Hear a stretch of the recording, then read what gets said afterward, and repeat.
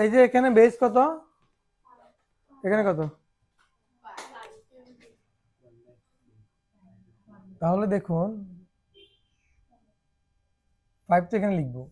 এখন দেখেন এখানে এখানে কত, কিউব রুট 5 নাকি? তাইলে আমরা যদি লিখি এটাকে, এই যে 5 তো এখানে আছে, 5টা যেভাবে সেভাবে রাখবো। এই যে কিউব রুট মানে কত, 1/3।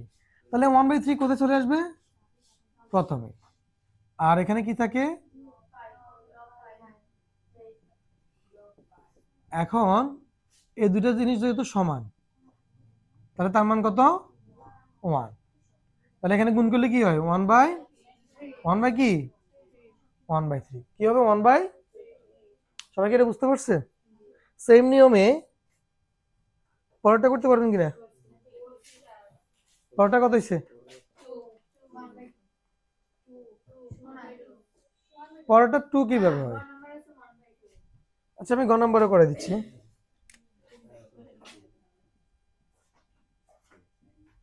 এটা না প্রশ্ন,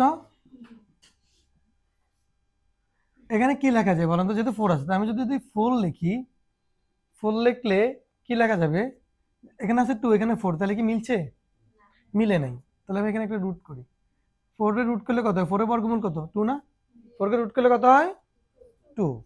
এখন দেখেন এই যে রুট মানে কত, পাওয়ার হাফ, কেমন, এই পাওয়ারটা এখানে চলে আসবে, তাহলে এখানে থাকে লগ চারিত্রিক সাইড। তাহলে আমি যদি এভাবে যদি লিখি, এই দুটো সমান হলো 1, তাহলে কত হয়, 1/2। বুঝতে পারছেন সবাই? কার কোনো প্রশ্ন আছে, লিখেন।